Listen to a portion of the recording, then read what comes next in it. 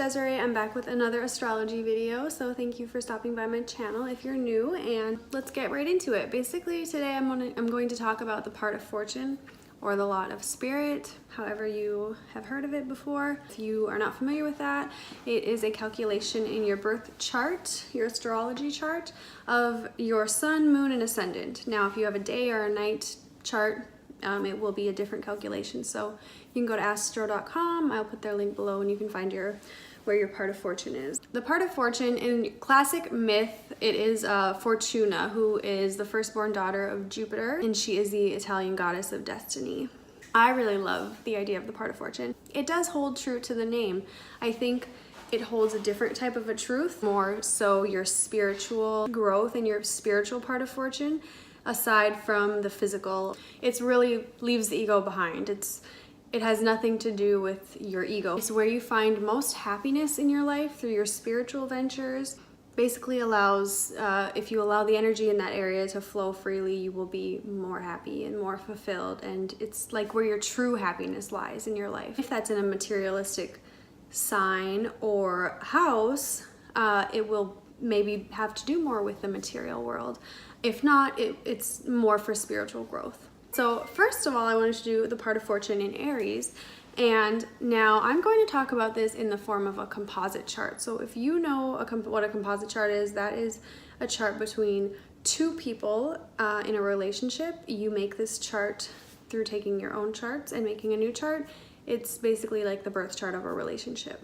So to have the part of fortune in Aries, especially in a composite chart, it's going to lend to a need for independence in the relationship and a need for your own personal growth and fighting for what is really true to you. It's not so much a union with this. The relationship is meant to grow you spiritually as an individual.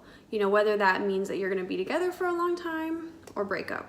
It's really the type of relationship that is going to push you to fight and to grow and to be independent. Through the relationship, you may learn, if you're not already as individuals, you may learn how to be more strong, more independent, taking the initiative in things, getting things started. If this is together or on your own, it might teach you how to be comfortable alone. You're with someone, but you will learn how to be alone, and you will learn how to live in the world and be secure with yourself by yourself. Now, one part that is in the opposition of Aries is Libra. So you're going to have to take into consideration that the relationship, it's not going to be easy to be alone, or it's not going to be easy to learn to be independent and to fight for things that who you really are.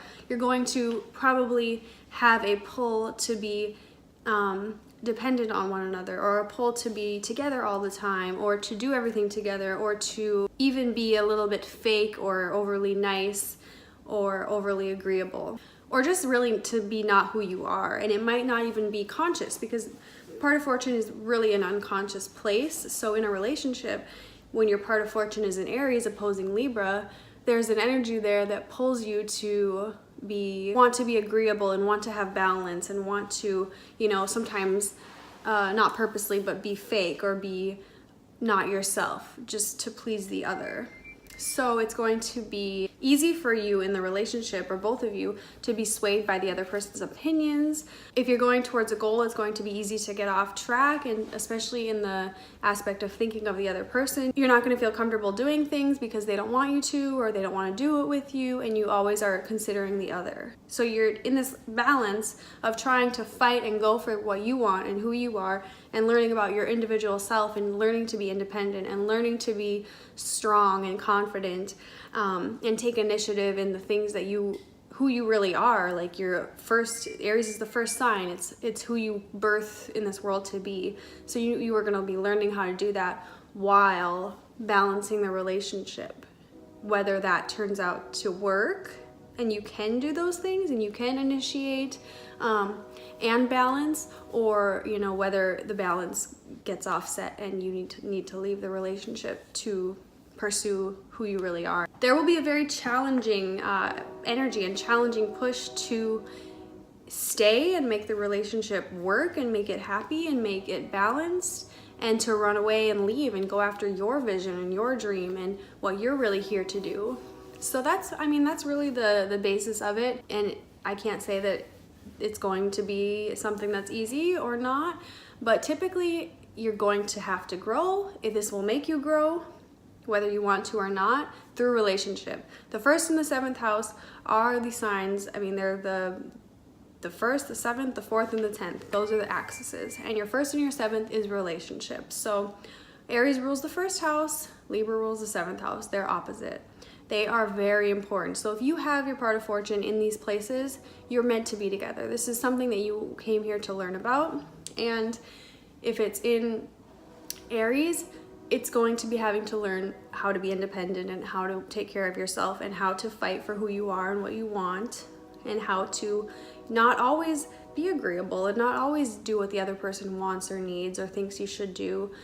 You have to learn how to do things on your own, and how to be alone and independent, and how to focus your energy and initiate what you really want and what your dreams are. And really just trusting your own intuition.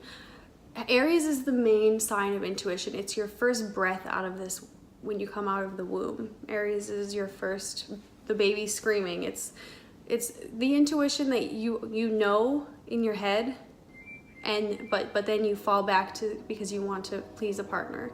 You know something, you know that you need to go after this, or you need to fight for this, or you need to leave this person, or you need to go and do this thing that you think will feed your soul, but somebody doesn't want you to do. And it's about following that intuition that you have, and not quitting because you want to make the other person happy. It's really about finding who you truly are. So that's my part of fortune in Aries in a composite chart. Now you can take the similar things of the composite chart and transfer it to a natal chart.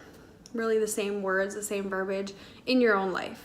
So thank you so much for stopping by my channel. I hope you really enjoyed this video, and let me know if I can fulfill any requests for you for future videos.